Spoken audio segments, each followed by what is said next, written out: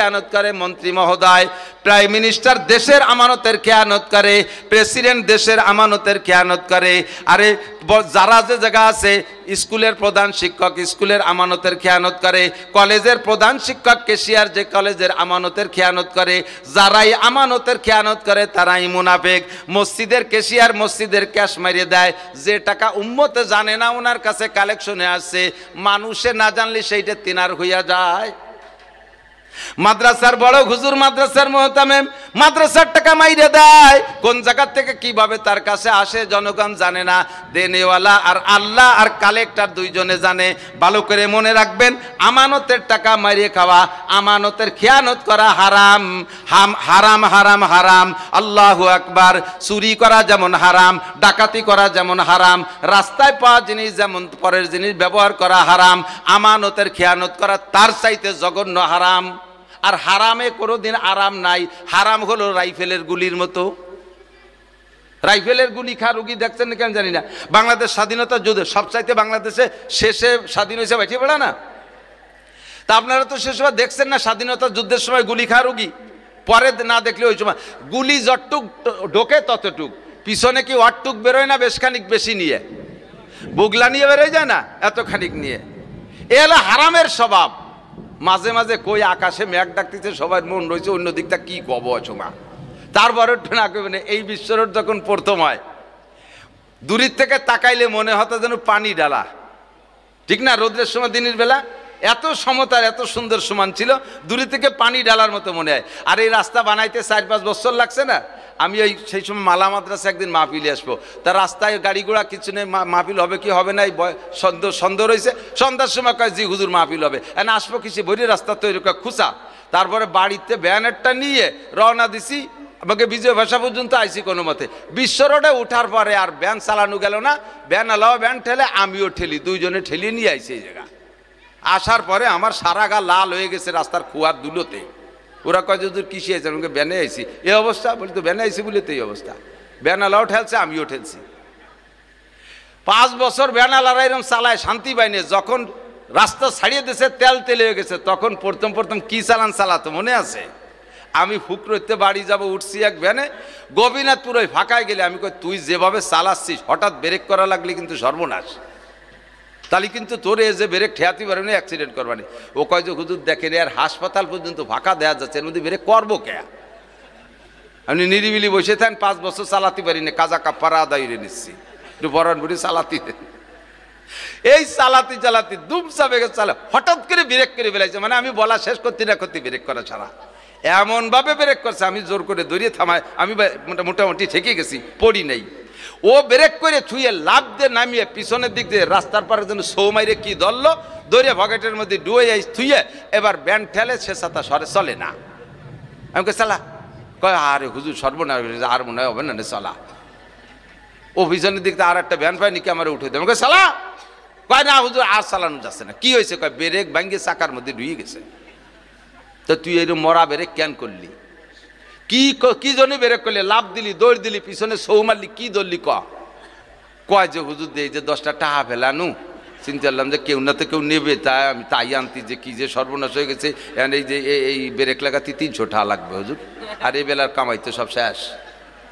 10 টাকা ঢোকছে রাইফেলের গুলি, হারাম টাকা, পিছনতে 300 টাকা নিয়ে বেরোয় চলে গেছে। যত হারাম, মসজিদের হারাম খাবেন, সন্তান নষ্ট হবে, নিজের রোগে দিতে পড়বেন, মাদ্রাসার হক মারিয়ে খাবেন, যে যেখানে আছেন না কেন। আমার পকেটে 5 টাকার নোট আছে, আমার মাদ্রাসার টাকা, এই যেমন মানি ব্যাগ।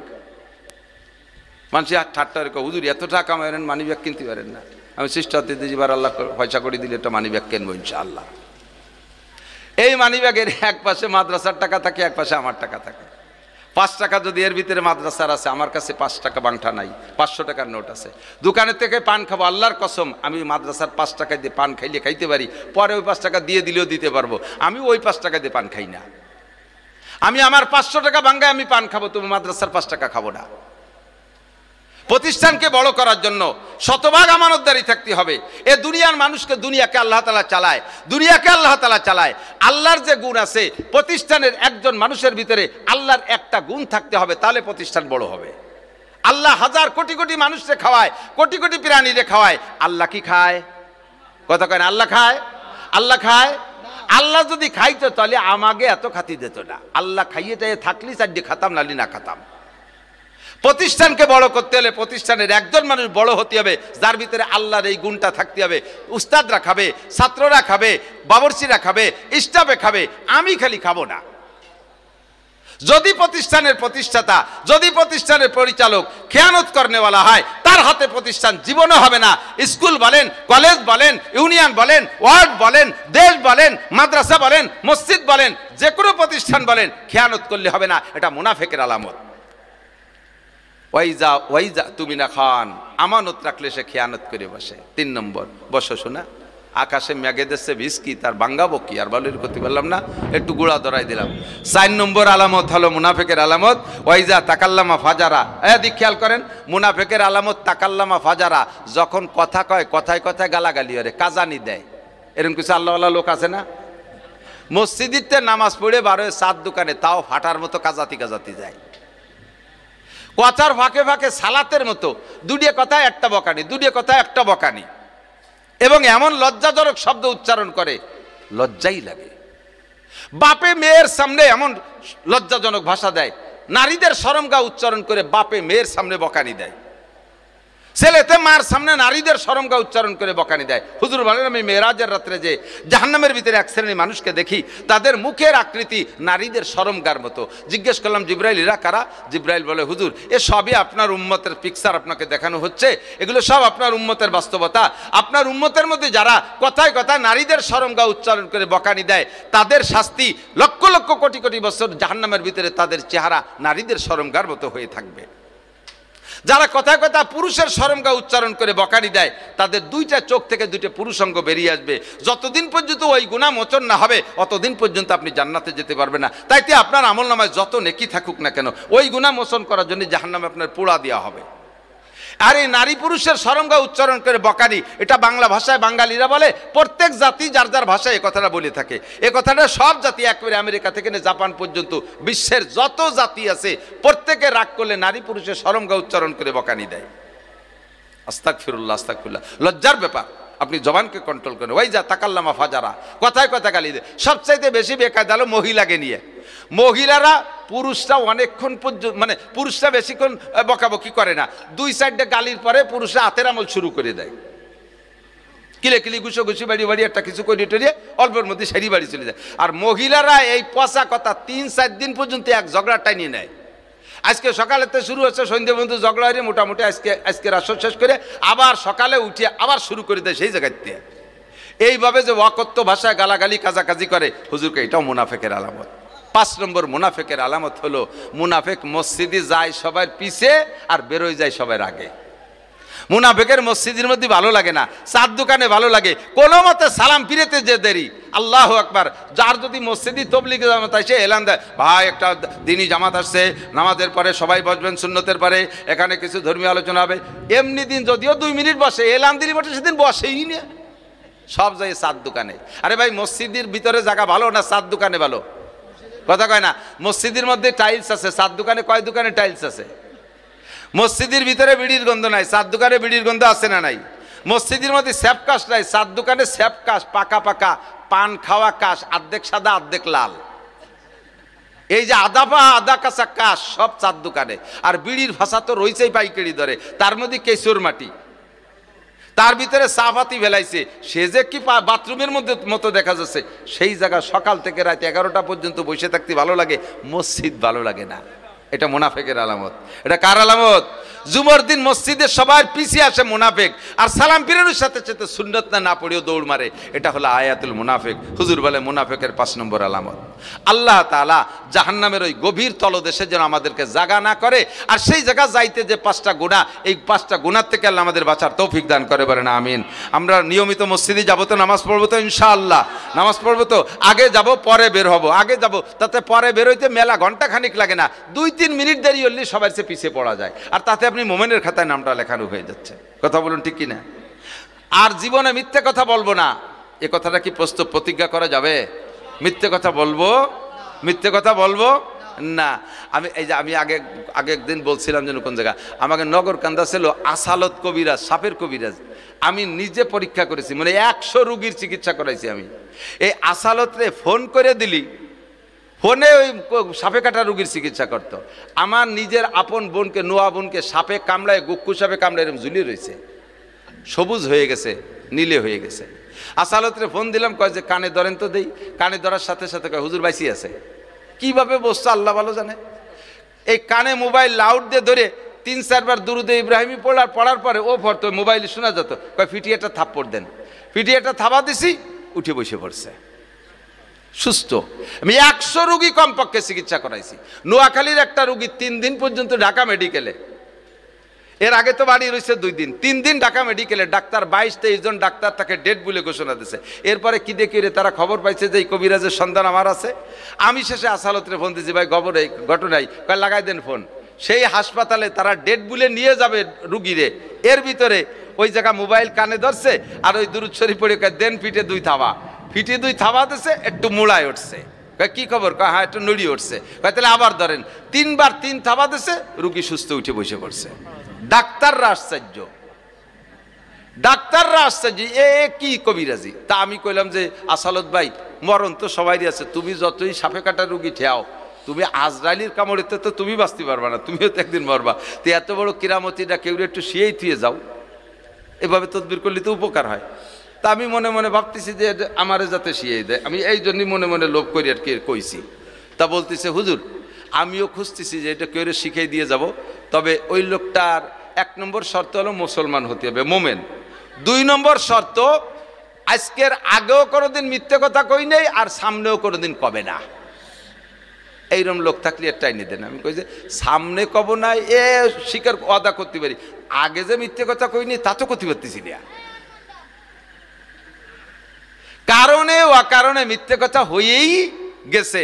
তো পিছনেরটা আমি ওয়াদা দিতে পারলাম না, পিছনেরটা শিওর দিতে পারলাম যে মিথ্যে কথা বলি নাই, কারণে অকারণে বলিও হয়ে ফেলতে পারি কোনো সময়, কিন্তু সামনে বলবো না এই প্রতিজ্ঞা করা আল্লাহ পাক আবার এইটা মেনে নেয়। তুমি পিছনে যা বলছো তওবা করো, এখন থেকে স্বীকার করো, ওয়াদা করো আর কোনোদিন মিথ্যে কথা বলবো। দেখবেন চেহারার নূর আসবে, দেখবেন আপনার ইমানই শক্তি বাড়বে, দেখবেন সালিশ বিচার করতে যে আপনি সে জায়গা খুব বুক ফুলে সালিশ করতে পারবেন। 2 নম্বর মিথ্যেবাদী মাতুব্বার জীবনেও কোনোদিন হক কথা মজলিসের মধ্যে কইতে পারে না। 3 নম্বরে ওয়াদা খেলাফ করবো না, যা বলবো তাই, যা বলবো তাই।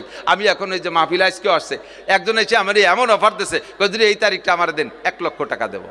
যে মাহফিলটা আমি রাখছি হয়তো আমার গাড়ি ভাড়া টাড়া দিতে পারে বা সামান্য কিছু ডানিভাবে থাকতে পারে, সে আবার 1 লাখ টাকার অফার দিচ্ছে। আমি বললাম তাহলে এদের দাওয়াত কত বলে দেন, ওদের বলে দিন যে আমি আসতে পারবো না।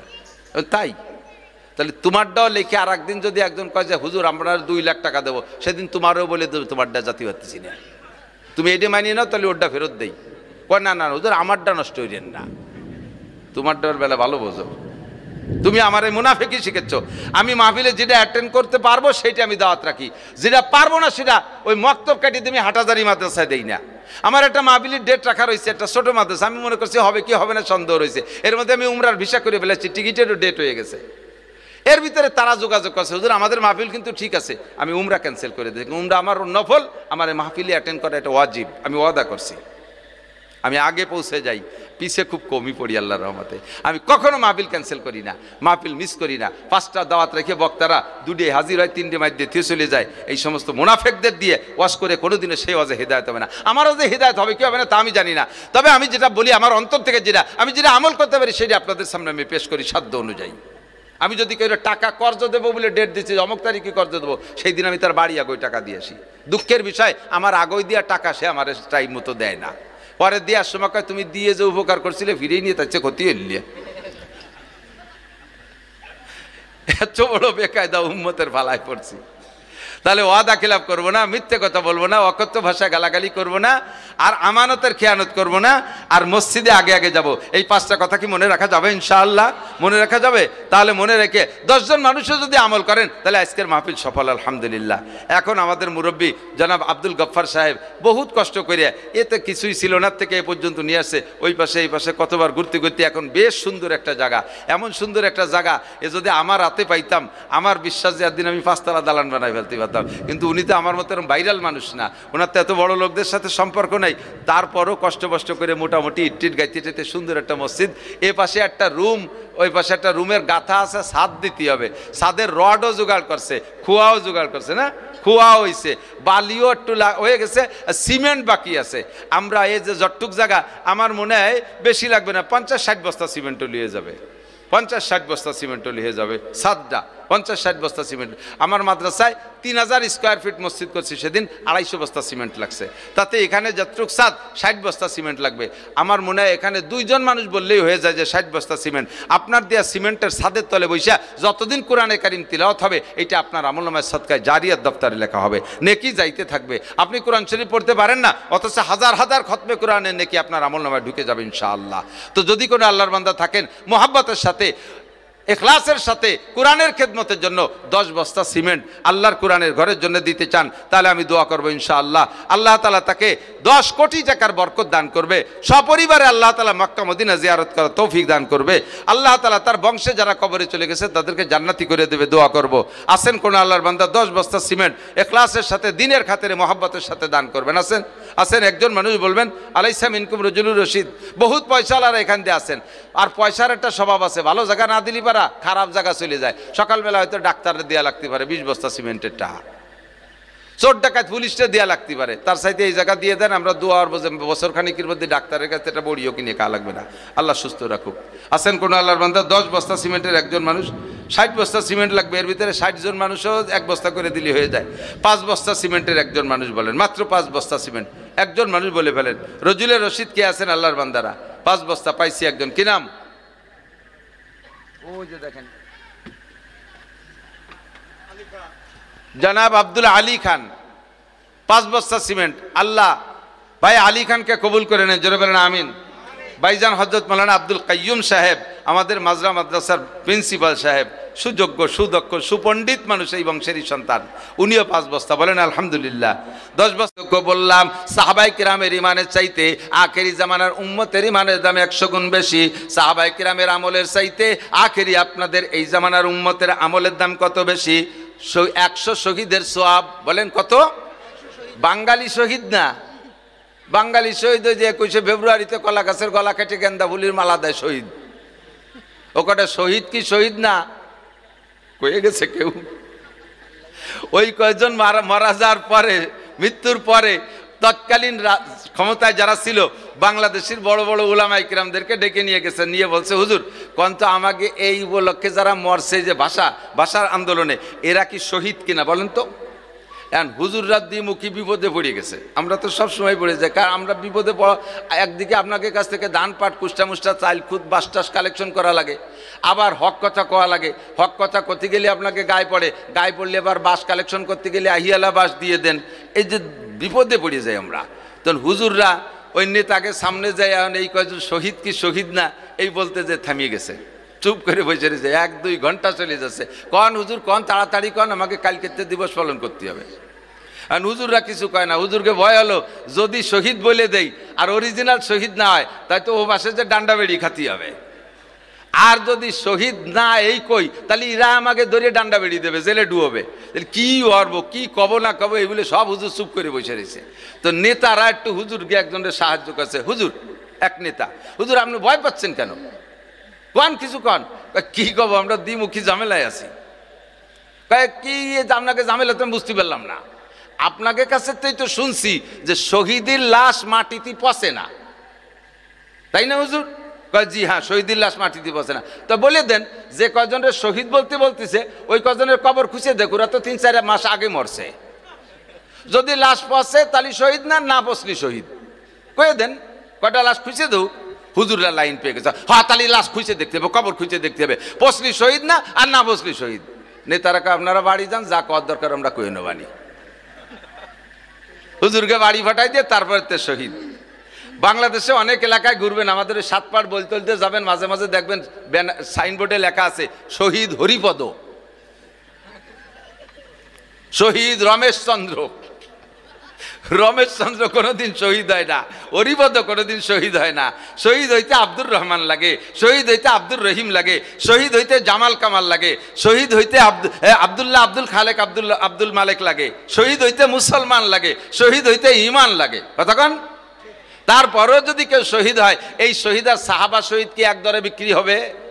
ওহুদের বদরের সৈনিক, বদরের যুদ্ধ করেছিলেন 313 জন। কয়জন?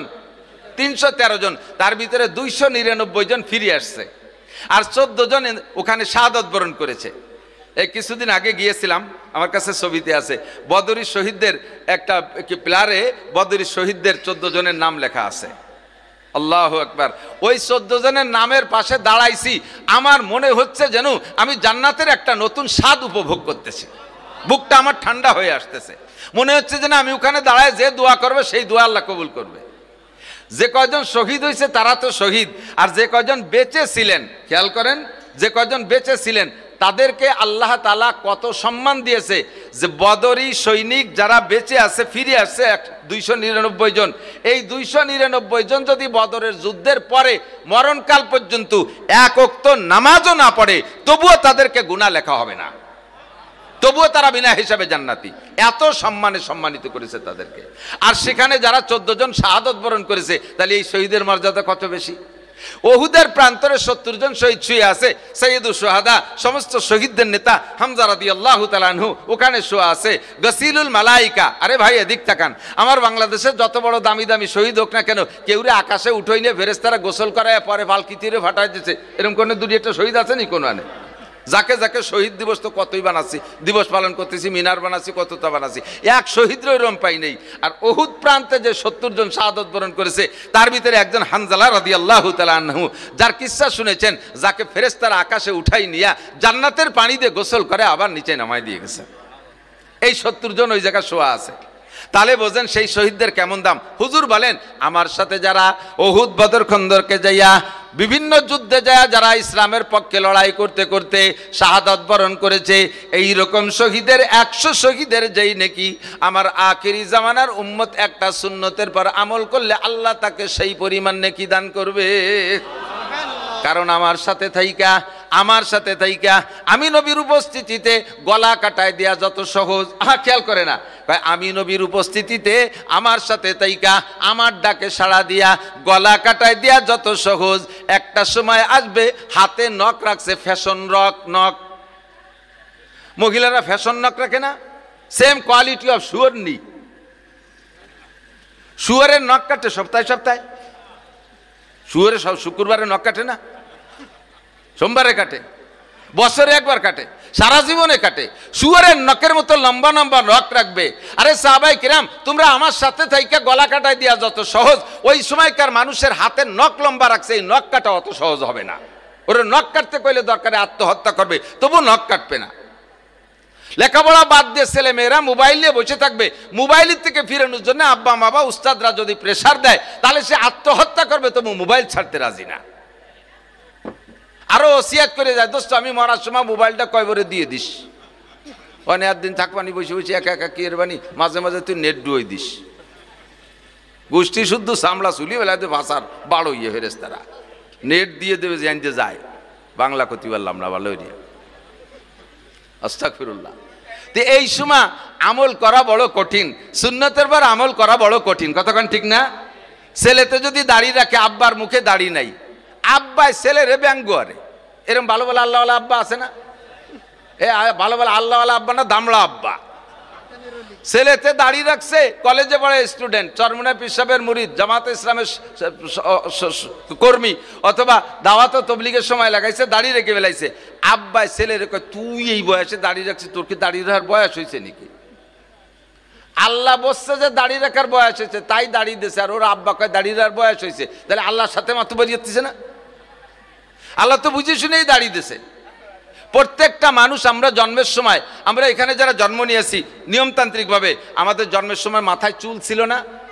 চুল নিয়ে জন্ম নেয়নি, কম থাকুক বেশি থাকুক সবার মাথায় চুল।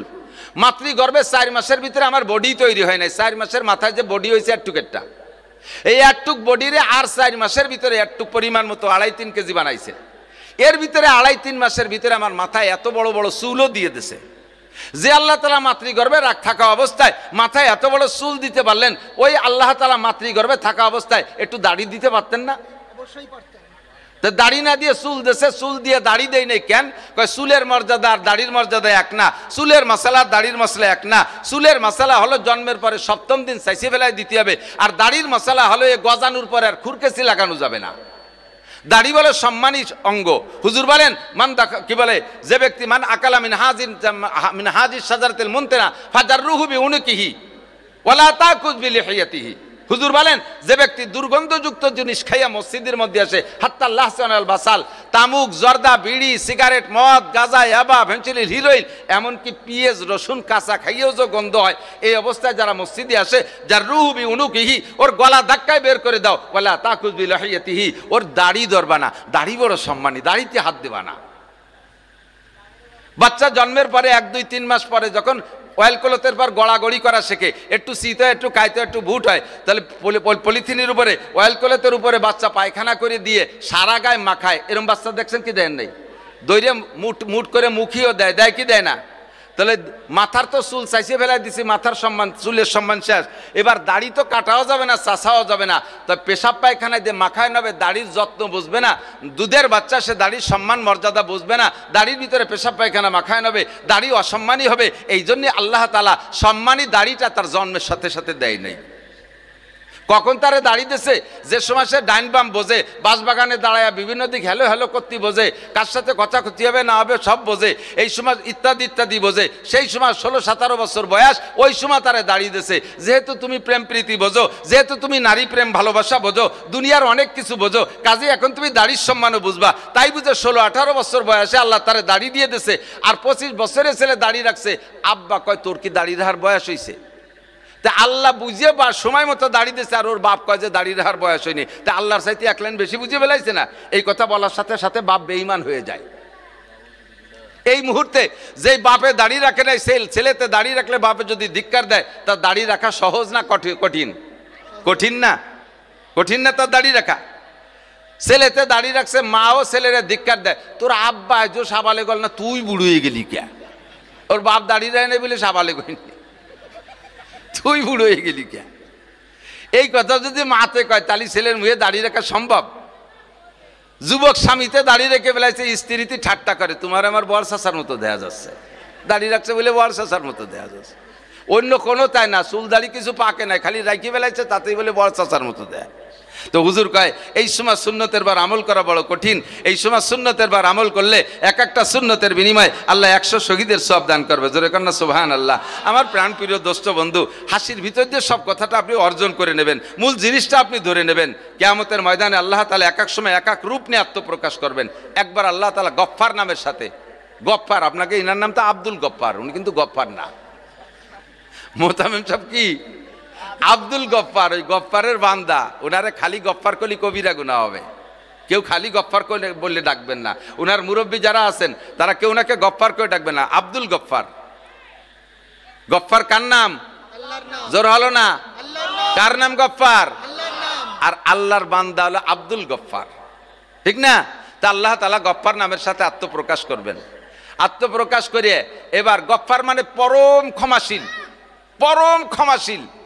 যে যেভাবে পারে সালে সুতোয় বাহানায়, হুজুর বলছে না লাস্টে 3টে খেসি মারবে, বেলসা মারিয়ে 3 গেড়ই লক্ষ লক্ষ কোটি কোটি কে আল্লাহ পার করে দেবে। এইগুলো কারা? এই চিল্লে এই মাদ্রাসার হুজুর রাখো, শিক্ষক রাখো, এর বসে থাকলে বাকে এদিক এদিক। কি বলছি? গফফার নামের সাথে আত্মপ্রকাশ করবেন, বিভিন্ন বাহানায় মাফ করে দেবেন। কন্যা সুবহানাল্লাহ। দুইজন রে এরকম দুইজন রে ডেকে নিছে, এই এদিকে আইনি কয় তোকে আমল নামা দেহা, আমল নামা বের কর, ইকরা কিতাবাকা, আমল নামা খোল। কয় যে আল্লাহ খুলে লাভ নাই, ওর মধ্যে কিচ্ছু নাই। নামাজ নাই, রোজা নাই, হজ নাই, জাকাত নাই, টুপি নাই, দাড়ি নাই, পাগড়ি নাই, ফরজ নাই, ওয়াজিব নাই, সুন্নত নাই, মুস্তাহাব নাই, তাহাজ্জুদ নাই, ইশরাক নাই, আওয়াবিন নাই, চাষ নাই, একেবারে ডিলা নাই, কুলুক নাই, দস্তারখান নাই, মেসাক নাই, কুনুতে নাই, টুপি নাই, পাগড়ি নাই, তবলিগ নাই, চরমুনাই নাই, মসজিদ নাই, মাদ্রাসা নাই, তিলাওয়াত নাই, জিকির নাই, ফিকির নাই, কিচ্ছু নাই। সুদ আছে, ঘুষ আছে, চুরি আছে, ডাকাতি আছে, নুচ্ছমি আছে, জারি আছে, যাত্রা, করসা, গাজির গান, কোনো যাত্রা, আরো যা যা সব আছে। দেহে লাভ নাই, তুমি যেভাবে মাফ করতেছো ওইভাবে যদি মাফ করো তাহলে করো। ইয়ার আল্লাহদের কড়ি সামনে এসে গড়ই পড়ছে। বুখারী শরীফের হাদিসের তর্জমা বলছে। এই দুইজনে ডাইকে বলবে অত আল্লাহদে মাফ করি না, আমল নামা দেখাও। কয় যে বললাম তো আল্লাহ কিছু নাই। যখন দেখছে যে সত্যি আমল নামায় কিছু নাই, এই ফেরেশতারা ধর, ধমক দিছে। এবার ওই দুইজনে কয় ধরো, জাহান্নামে যা, সর সামনে তো চল, জাহান্নামে যা। বলার সাথে সাথে একজন দৌড় মারছে জাহান্নামে যাওয়ার জন্য, আর আরেকজন দাঁড়ায় রয়েছে, বেহা হইয়া দাঁড়ায় রয়েছে, ও যায় না। আল্লাহ যাইতে কয় তাও যায় না। যে চলে যাচ্ছে তারে আগে ফিরেছে, যে ও যদি জাহান্নামে লাফ দিয়ে পড়ে তাতে আবার একটা উঠোন, একটা ঝামেলা। তো কয় এই ওরে আগে ঠেয়া, ওরে ঠেয়াই আইনি। কয় যে জাহান্নাম কি শ্বশুর বাড়ি? কয়ার সাথে সাথে দৌড় দিচ্ছ, ওখানে কি আছে জানো? কয় জাল্লা আগে জানতাম না, এখন তো সবই জানি। রব্বানা আবসারনা ওয়াসামিনা, চোখে দেখতেছি, কানেও শুনতেছি, সব সত্যি, একটু মিথ্যে না। তাই দৌড় দিলি কে জাহান্নামের দিক বলার সাথে সাথে? কয় আল্লাহ মনে বড় আশা নিয়ে দৌড় দিছি, দুনিয়ায় তোমার একটা হুকুমও পালন করি নেই, দেখি এই হাসরের মাঠে একটা হুকুম পালন করে দেখি তোমার দয়া হয় নাকি, মায়া হয় নাকি। তোমার এই মায়ার মহাব্বতের দয়া, তোমার রহমতের ভালো আশায় আমি তোমার হুকুমটা পালন করার জন্য দৌড় মারছি। আল্লাহ বলবেন এ ফেরেশতারা, আমার বান্দাই অবরবেলা শেষ বেলা আমার রহমতের আশা করছে, বাদ্দিল সাইয়াতি হাসানাত, ঠিক আছে ওর জীবনের সমস্ত গুনাহকে নেকি দ্বারা পাল্টায় দাও। ওয়াদকিলহুল জান্নাত, তার বেহেশতে দিয়ে দাও। রহমতে হক বাহানা মিজুয়াদ, বাহানো মিজুয়াদ, রহমতে হক বাহানা মিজুয়াদ, বাহানো মিজুয়াদ। আল্লাহর রহমতে একটু বাহানা খোঁজে, মোটা কিছু খোঁজে না, একটুক বাহানায় আল্লাহ তারা মাফ করে দিছে। এ তো আল্লাহর হুকুম পালন করে পার হয়ে গেল। যেটারে যাইতে কইছে আবার যাই নেই, দাঁড়ায় রয়েছে বেকা হইয়ে, ও কি কবে? ওরে কা এই আনাড়ি, দুনিয়ায় থাকতে কত হুকুম করছি, একটাও মানিস নেই, আর এই জায়গায় দাঁড়ায় একটা হুকুম করলাম তাও মানলি নে, বেহা হয়ে দাঁড়ায় রয়েছিস। তুই দাঁড়ায় রয়েছিস কে? কয় আল্লাহ আমি তোমার রহমতের আশায় দাঁড়ায় রয়েছি, দেখি তুমি আর একবার কও নাকি যে যা লাগবে না। তুমি তো একবার কই বেলাইছো যা, ফিরে তুমি কও নাকি যে যা লাগবে না, সেই আশায় দাঁড়ায় রয়েছি। আল্লাহ কায় ফেরেশতারা, ও আমার রহমতের আশা করছে, বাদ্দিল সাইয়াতি হাসানাত, ওরও জীবনের সব গুনাহ নেকি দ্বারা পাল্টাইয়া দাও। বেহেশতে যাইতে নেকি লাগবে, ওর তো সব গুনাহ, ওর গুনাহগুলো নেকি বানাই দিয়ে তারপরে বেহেশতে দিয়ে দাও। এরকম বিভিন্ন বাহানা। হয়তো আপনি মনে মনে ভাবতেছেন তাহলে আমি সেই দুইজনের একজন হব। সে দুইজন তো মোটে দুইজন, সে দুইজন তো সব কয়জন না। সে দুইজন যে কোন দুইজন তাকে আপনি জানেন নাকি? তো এক একজন এক এক বাহানায় আল্লাহ মাফ করবেন। এবার একজনকে লাস্ট ফিনিশিং ডেকে নিয়েছে, তার কিচ্ছু নাই, তার সম্পর্কে আল্লাহ তাআলা ঘোষণা দিলেন, খুযুহু ফাগুল্লুহু সুম্মাল জাহিমা সাল্লু সুম্মা ফি সিলসিলাতিন যারউহা ৭০ যিরাআন ফাসলুকু। ধরে ধর, পিঠ মুড়া দে, গুগু মুড়া দে, গলার উপর দে শিকল দে, হাঁটুর নিচে দে ঢুকই দে, গলা আর হাঁটুর এক জায়গা টাইট কর। গলারে যদি হাঁটুর সাথে বাঁধে আর কি এসতে আর ভালো বেড়ি হয়?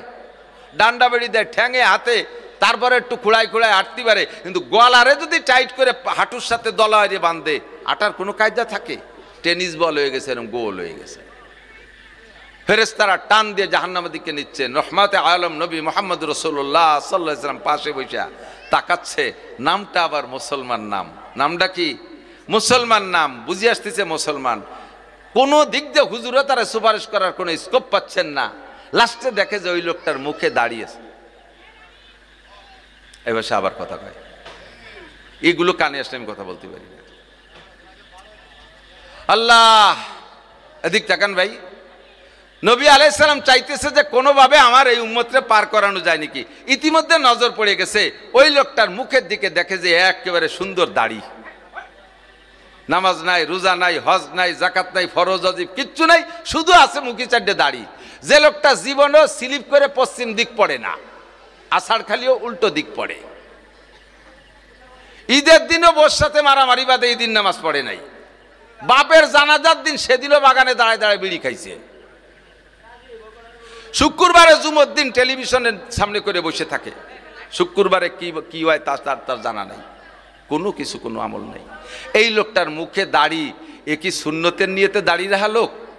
ও আন্তর্জাতিক খ্যাতিসম্পন্ন কিরপিন, দাড়ি কাটতে পয়সা লাগে, সেই ভয়তে দাড়ি কাটি নাই, তাই ধুয়ে দেশে রয়ে গেছে। এ দাড়িও তার সময় মতো কাজে লেগে গেছে। এবার মুখে দাড়ি দেখে হুজুরটা রব্বি আল্লাহ আল্লাহ কয়েকটা ডাক দিছে। আল্লাহ ফেরেশতারা দাঁড়াও, আমার দোস্ত ডাক দিল কেন, কি যেন পাইছে। কি দোস্ত? কয় আল্লাহ বান্দা তোমার নাফরমানি করছে, তোমার দোজকও তোমার, অর্ডারও তোমার, তোমার অর্ডার মিস করার মতো কেউ নাই, দোজকে সে যাবেই যাবে, তোমার বান্দারে তুমি দোজকে দিয়ে দাও। তবে আল্লাহ তোমার বান্দার মুখে আমার সাইডে সুন্নত দেখা যাচ্ছে, আমার এই দাড়ি যেন আগুনই পড়ে না। আমি নবীর সুন্নতি দাড়ি তার মুখে দেখা যাচ্ছে, আল্লাহ মেহরবানি করে দাড়ি কটা খুলিয়ে রেখে তোমার বান্দা তুমি দোজকে দিয়ে দাও, আমার দাড়ি আমার সুন্নত একটু খুলিয়ে রাখো, দাড়ি শহরে দোজকে দিতে পারবে। আল্লাহ কয় না, তাও হয় না, তা তো হয় না, তাহলে তো তুমি মিথ্যেবাদী হয়ে যাও। কিভাবে আমি মিথ্যেবাদী হব?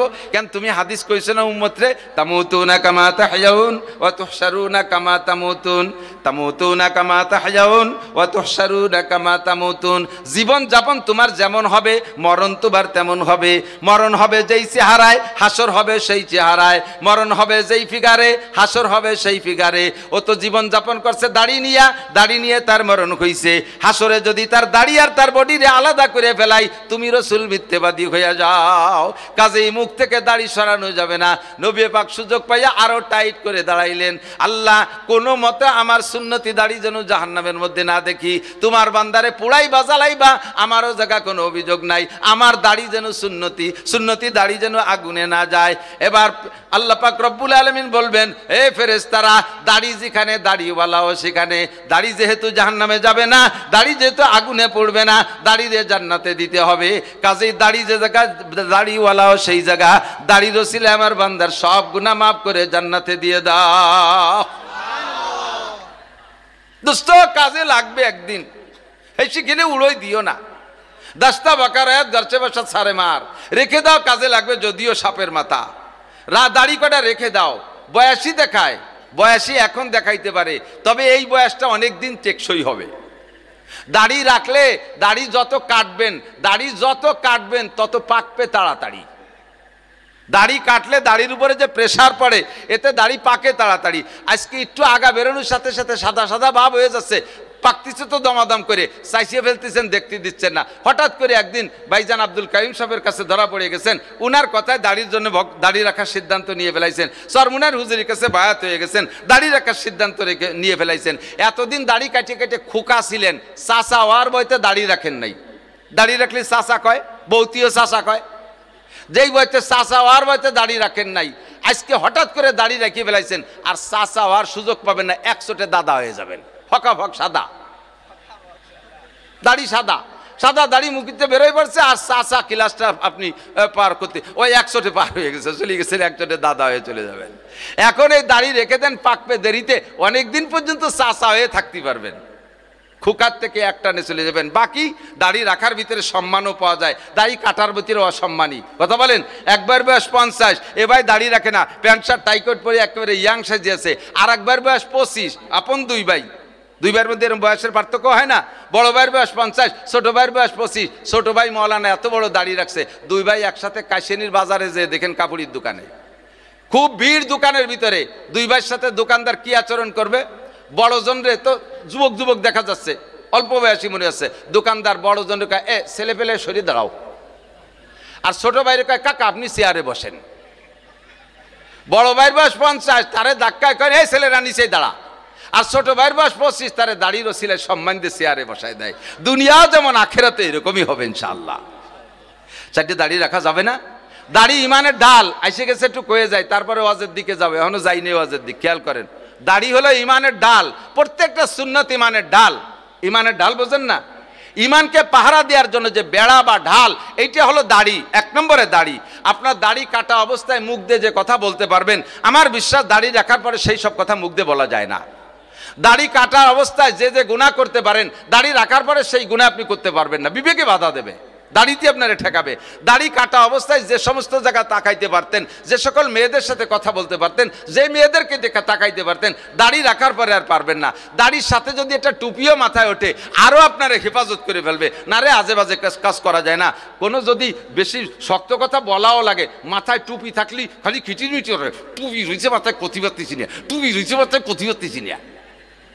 যদি দেয় যে আর নিজের ঠেয়াতে পারতেছে না, কিছু কয়াই লাগবে, তখন টুপি খুলে এবার গালাগালি শুরু করে। বোঝা যায় যে টুপিতে আপনার এতক্ষণ মুখরে কন্ট্রোল করছে, ঠিক কিনা? সুন্নত আপনার ইমানের ঢাল, সুন্নত আপনার ইমানের বেড়া।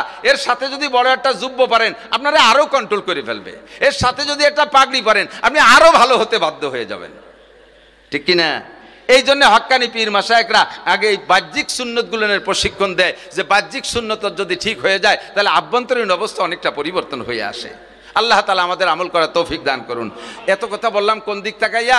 যে প্রতিকূল পরিবেশে ইবাদত করলে আল্লাহ বেশি খুশি হয়, বেশি নেকি দেয়। এই সময় প্রতিকূল পরিবেশ চলছে, এই সময় ঈমান ধরে রাখা বড় কঠিন, সুন্নতের আমল করা বড় কঠিন। নবীর জামানায় এগুলো সহজ ছিল, যার কারণে নবীর জামানায় 100 শহীদের যেই নেকি সেই পরিমাণ নেকি আমাকে একটা সুন্নতের বিনিময় দিয়ে যাচ্ছেন আল্লাহ তাআলা।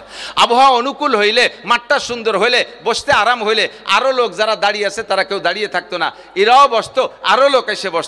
অনেকে বসে বসে উঠে চলে গেছে, ভাষা ভিজে গেছে, চলে গেছে। তারপরেও যারা খেমটি খুমটি দিয়ে বসে রয়েছেন মোটামুটি জেদ করে, আপনাদেরকে আমার বিশ্বাস ভালো কি বলে ভালো আবহাওয়ার চেয়ে, ভালো মাটিতে বসার চাইতে আজকে এই অবস্থায় বসলে 100 গুণ বেশি নেকি দান করবে। আল্লাহ তাআলা আমাদের তৌফিক দান করুক, বলেন আমিন।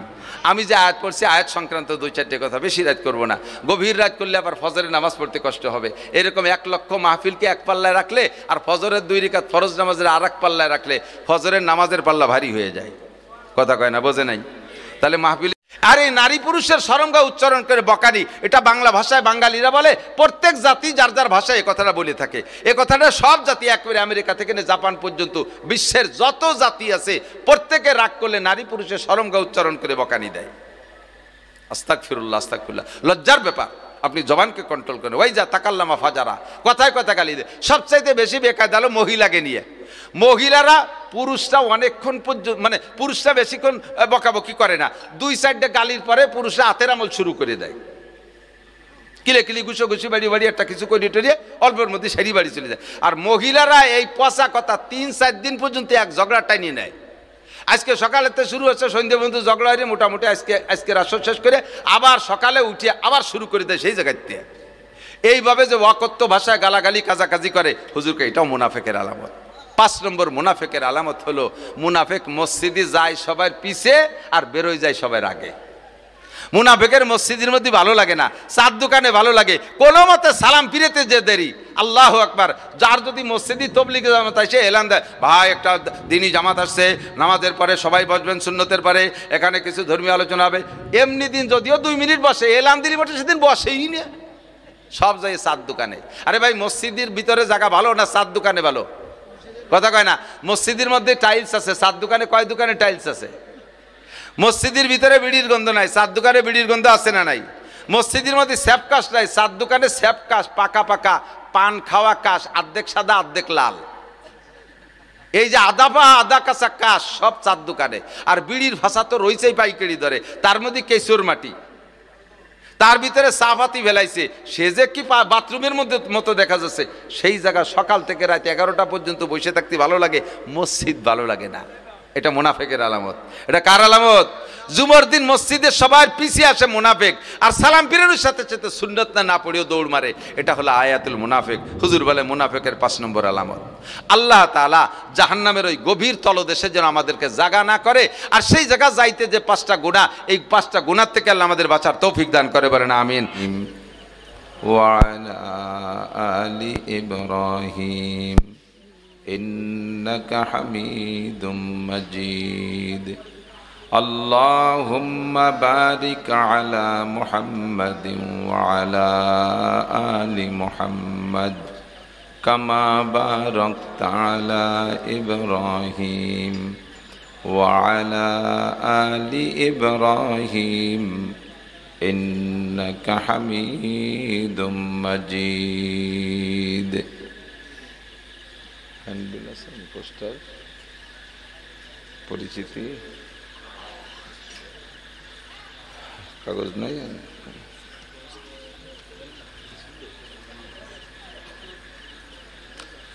ঐতিহ্যবাহী বরাসুর ভাটিয়াপাড়া শামসুল উলুম কওমি মাদ্রাসা কর্তৃক আয়োজিত বাৎসরিক নুরানি কোরআনী মাহফিল।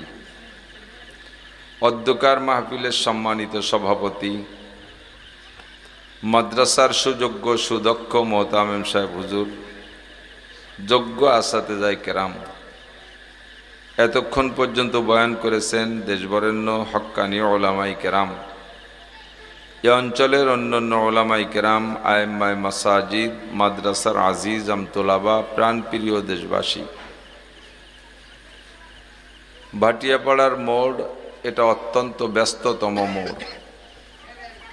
অধিকাংশ মানুষই বিভিন্ন কাজে রাতের দীর্ঘক্ষণ পর্যন্ত খুব ব্যস্ত থাকে। আমরাও সেই ব্যস্ত মানুষদের কেউ না কেউ। সকল ব্যস্ততাকে পিছিয়ে রেখে একটু জান্নাতের আশায় জাহান্নামের ভয়ে, সওয়াবের আশায় গুনার ভয়ে, হিদায়াতের আশায় গুমরাহির ভয়ে, শিরিক ও কুফর মুক্ত ঈমান গড়ার লক্ষ্যে বেদাত মুক্ত সুন্নতি আমলের প্রশিক্ষণ নেওয়া দেওয়ার জন্য আল্লাহ পাক রব্বুল আলামিন হাজারো লাখো মানুষের মধ্য থেকে বাছাই ছাঁটাই করে আমাদের এই কয়জনকে পছন্দ করেছেন এখানে বসার জন্য। রব্বুল আলামিনের মনোনয়ন পেয়ে তার পছন্দের অধীনে থাকতে পেরে আমরা শুকর আদায় করি আলহামদুলিল্লাহ।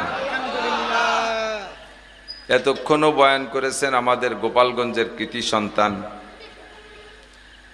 হযরতুল আল্লাম হযরত মাওলানা মুফতি শাইখুল হাদিস খালেদ সাইফুল্লাহ সাহেব হাফিজাহুল্লাহ বাসতাতান ফিল ইলমি ওয়াল জিসম।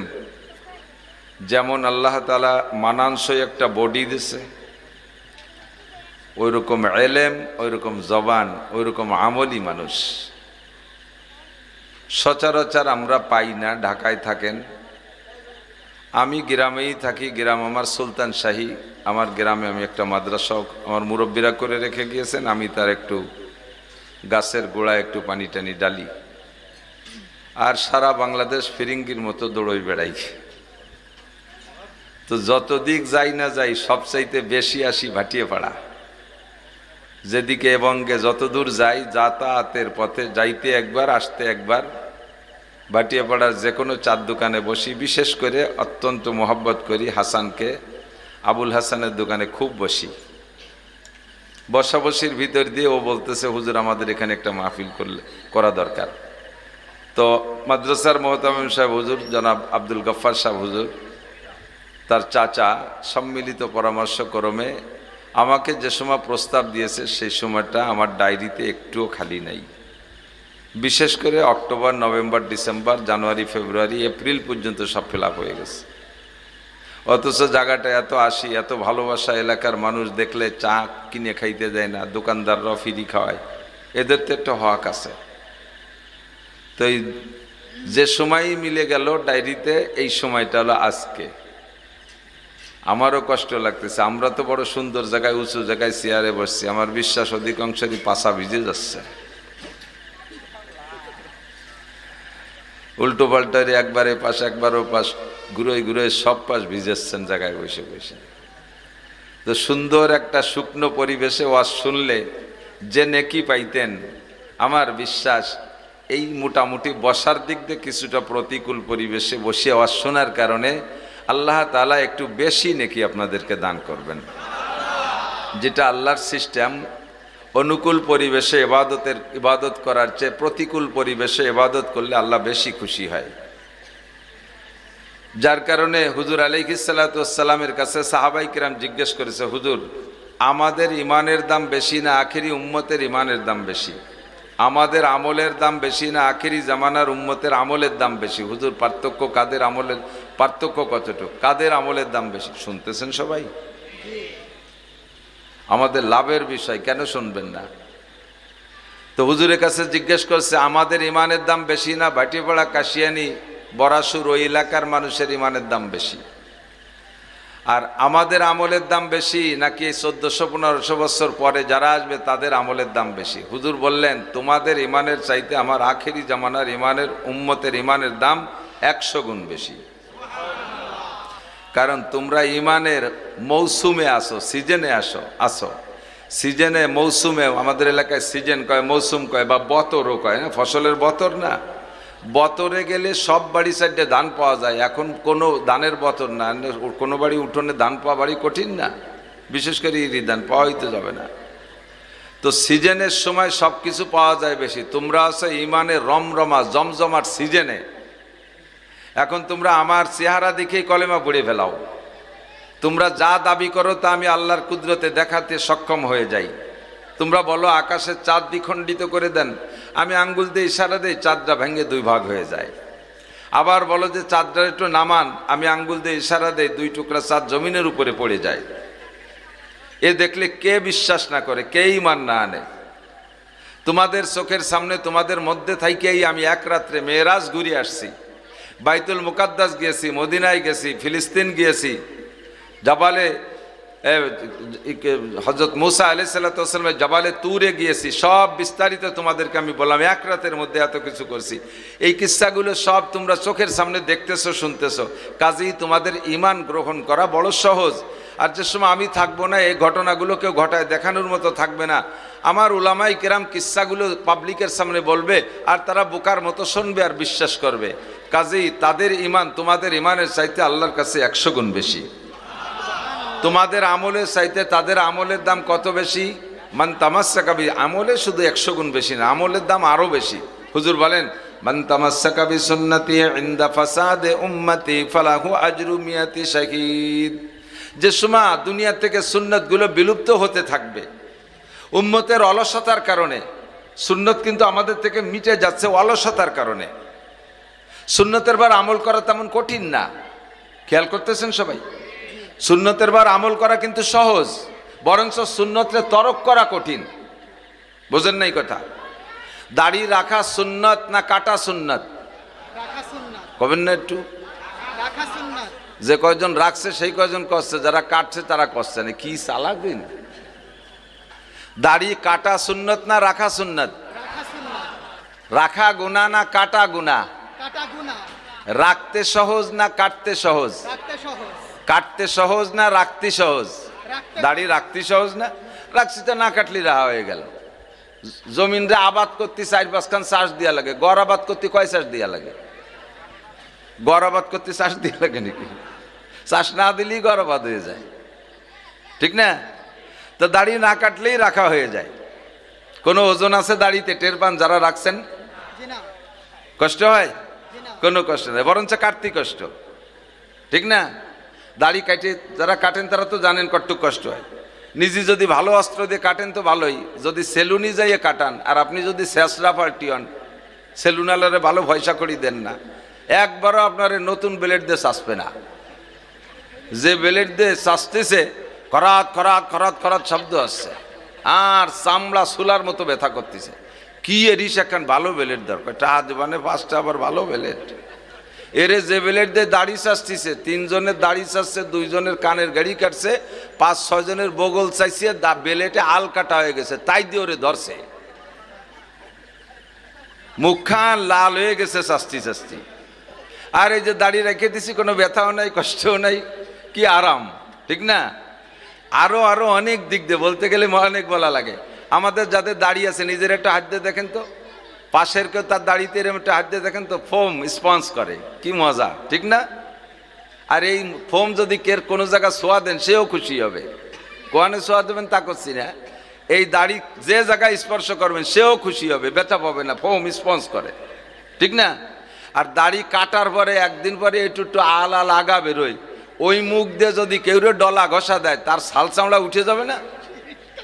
তাহলে সুন্নত পালনের ভিতরে শান্তি, সুন্নত কি বলা হয়, সুন্নতের ভিতরে কষ্ট নেই, সুন্নত আমলের মধ্যে কষ্ট নেই, বরঞ্চ সুন্নতের তরক করার মধ্যে কষ্ট, ঠিকই না?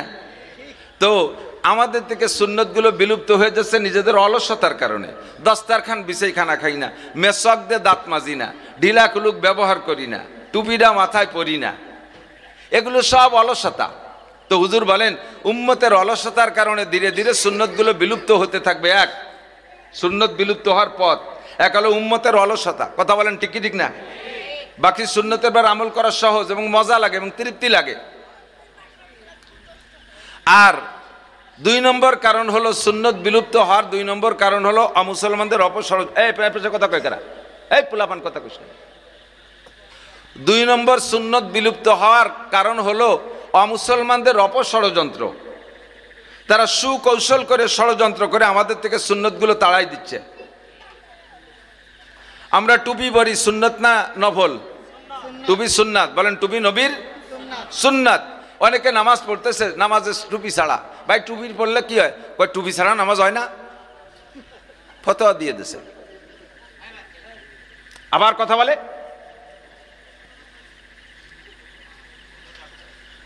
আল্লাহ।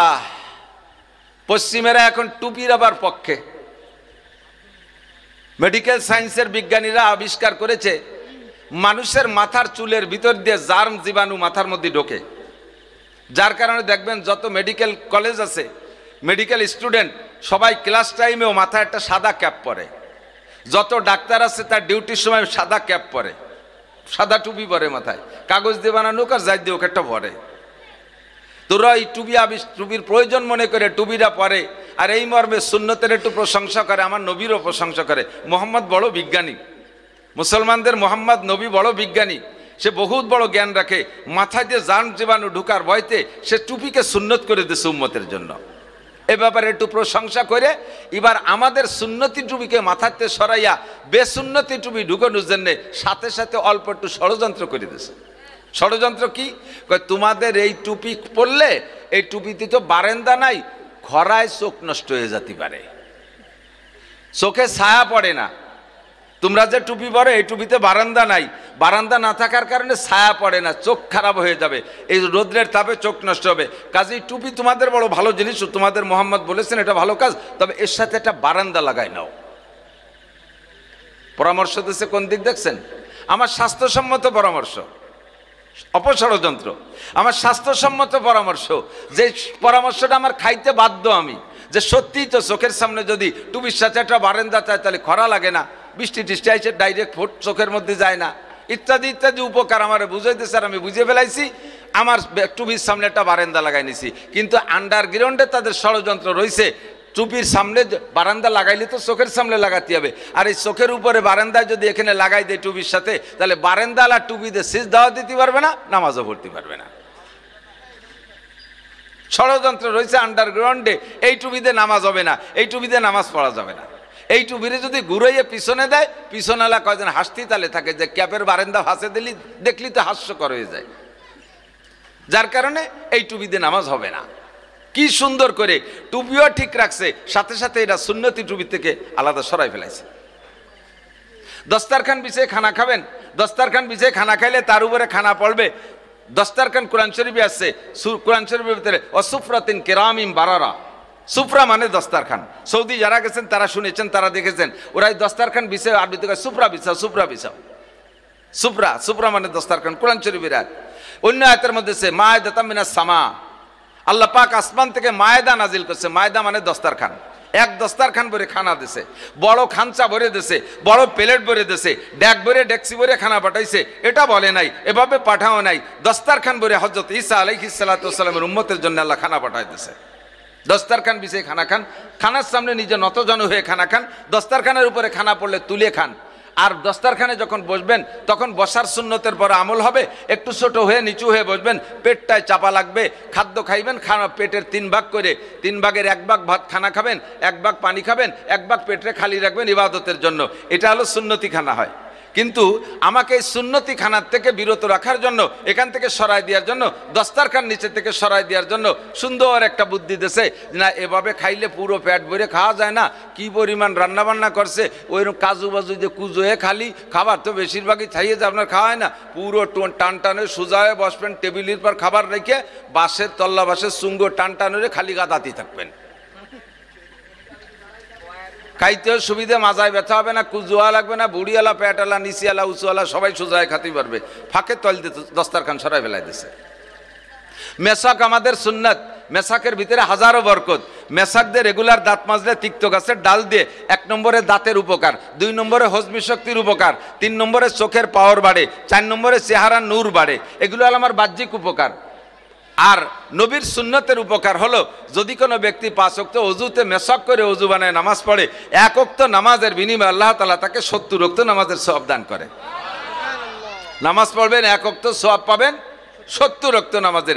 এত বড় লাভ আমাকে সেখানে মেসাকের মধ্যে রেখেছে।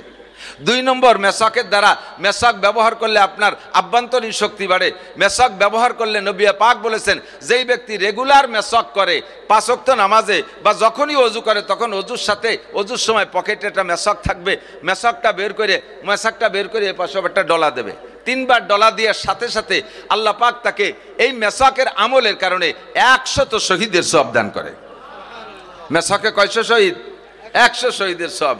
3 নম্বর উপকার মেসাকের, সেটা হলো হুজুর বলেন যে লোকটা রেগুলার মেসাক করে ওই লোকটার মরণের সময় কলেমা নসিব হবেই হবে।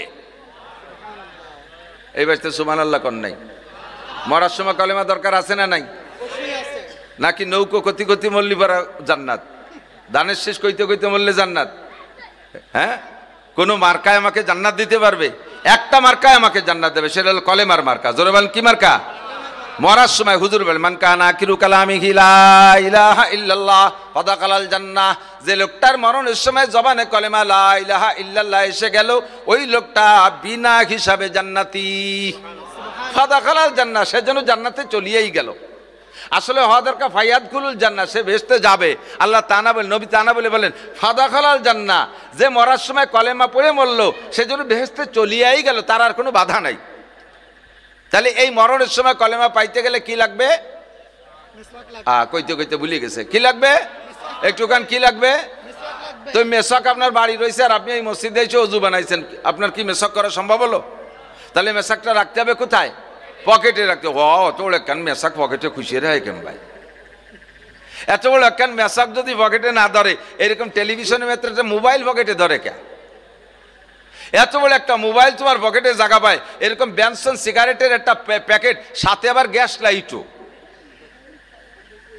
এত কিছু তোমার পকেটে জায়গা পায়। এইরকম মোটা একটা মানি ব্যাগ জায়গা পায়, একটু টিস্যু আর একটা মেসাক জায়গা পায় না? সারা জীবন ভরে ব্যানসন সিগারেট পকেটে করে ঘুরলে মরার সময় কলেমা নসিব হবে? মোবাইল রাখলে হবে? কি রাখলে হবে? মেসাক রাখলে হবে।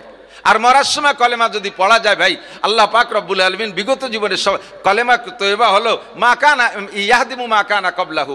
কলেমায়ে তয়বা পড়ার আগে যত গুনাহ আর যত শিরিক কুফর করেছে, কলেমায়ে তয়বা ইসলামের কারণে আল্লাহ তাআলা তার বিগত জীবনের সব গুনাহ মাফ করে দেয়।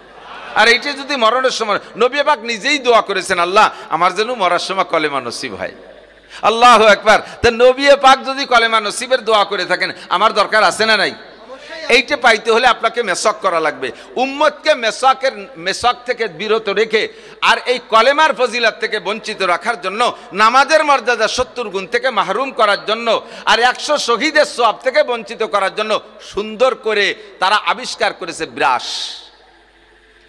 সাথে ক্লোজ আপ, পেপসোডেন্ট, তার কিছু ফাজাইলও বয়ান করে। ফাজাইলে তাবলীগ শুনছেন না? টেলিভিশনে ফাজাইল বয়ান করে কাগজে এক জাক ডানা কাটা পরি।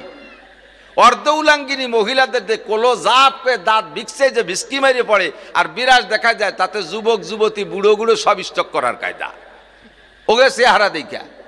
আর এই পেপসোডেন্ট আর ক্লোজ আপ আর বিরাজ দিয়ে দাঁত মাজা শিখিয়ে দেওয়ার কারণে এর ফাজাইলও বয়ান করে দিয়েছে। সেভাবে সবাই তা গ্রান্ট করে নিয়েছে, এমন সুন্দরভাবে বয়ান দিয়েছে যাতে আলেম উলামা পীর মুরিদ সবাই এক কথায় সে কথাটা মেনে নিয়ে গেছে, হ্যাঁ সত্যি এটা উপকারী।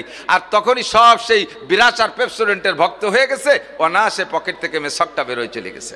খুব সুন্দর করে ষড়যন্ত্র করে দেখেন কি কায়দায় মেসাক থেকে আমাদেরকে বঞ্চিত করছে। ভালো করে মনে রাখবেন। বসো শোনা, বসো। যদি কোনো বিরাসের দাম হয় 1 কোটি টাকা, যদি কোনো বিরাসের দাম হয় 1 কোটি টাকা, আর কোনো দাঁতের মাজন বা পেস্ট পাউডারের দাম হয় 1 লক্ষ টাকা, আল্লাহর কসম 1 কোটি টাকা দামের বিরাস দিয়ে আর 1 লাখ টাকা দামের পেস্ট দিয়ে আপনি 1000 বছরও যদি হায়াত পান বিরাস করেন আর দাঁত মাজেন, হয়তো দাঁত মাজার লাভটা আপনার হতে পারে, কিন্তু মেসাকের যে সুন্নতের সওয়াব, খুদার কসম এই সওয়াব আপনি পাবেন না। এটা আপনার গাছের ডালই লাগবে। ষড়যন্ত্র করে আমার থেকে টুপি সরাই দিয়েছে, ষড়যন্ত্র করে আমার টেবিলে উঠে দিয়েছে, খানার সময় দস্তারখান থেকে বঞ্চিত, ষড়যন্ত্র করে আমার থেকে মেসক সরাই দিয়েছে। রাতভর বলতে পারবো তাদের ষড়যন্ত্রের শিকার আমরা কি পরিমাণ। সুন্নতের সব সুন্নত আমাদের থেকে সরাই দিয়েছে। নবী আলাইহিস সালাম বলেন এইরকম মুহূর্তে মান তামাসসাকা বিসুন্নতি ইনদা ফাসাদে উম্মতি ফালাহু আজরু মিয়াতি শাহীদ। যেই সময় একটা সুন্নত দুনিয়ায় এভাবে বিলুপ্ত হতে থাকবে, তোমরা যদি সুন্নতকে জিন্দা করার উদ্দেশ্যে একটা সুন্নতের পর আমল করো, আল্লাহ পাক তোমাদেরকে 100 শহীদের সওয়াব দান করবে। আমলের পার্থক্য শুনে নাও, আমলের পার্থক্য। নামাজের দাম বেশি। যেই মাহফিল করতে করতে ফজরের নামাজ ছুটে যায়, খোদার কসম ওই মাহফিলে কোনো হিদায়ত নেই, ওই মাহফিলে কোনো হিদায়ত নেই, ওর দ্বারা কোনো ফায়দা হবে না। কাজেই নির্দিষ্ট সময় ছেড়ে দেবো ইনশাআল্লাহ। কথা খেয়াল করতেছেন তো সবাই? খেয়াল করবেন তো ইনশাআল্লাহ? যা বলবো সামনে অল্পক্ষণের ভিতরে ইনশাআল্লাহ দোয়া করে দেবো, ভয় নাই। খুব জরুরি কয়েকটা কথা আমি কোরআন শরীফ থেকে নিয়ে আসছি। নবী আলাইহিস সালাতু ওয়াস সালাম আপনাদেরকে নিয়ে যেমন আমি এখন কথা বলতেছি, আমরা বক্তারা কথা বলছি, হুজুর আলাইহিস সালাম সাহাবায়ে কিরামদেরকে নিয়ে এভাবে বসতেন, বসে কথা বলতেন বেশিরভাগ মসজিদে নববীতে। মদিনায় যাওয়ার পরে মক্কায় থাকাকালে মক্কা কাবার চত্বরে বসার সুযোগ দিত না। আবু জাহেল, আবু লাহাব, উতবা, সাইবা, ওলীদ ইবনে মুগীরা, এই বড় বড় লিডাররা হুজুরকে মাঠে বসতে দিতেন না। হযরত আরকাম রাদিয়াল্লাহু তাআলা আনহুর বাড়ি হুজুর বসতেন, সেখানে বসে ছাত্রদেরকে পড়াইতেন। মদিনায় যে হুজুর মসজিদে নববীতে স্বাধীন মনে বয়ান করতেন। আবার কখনো কখনো কারেন্ট তো নাই, সে সময় তো কারেন্ট ছিল না,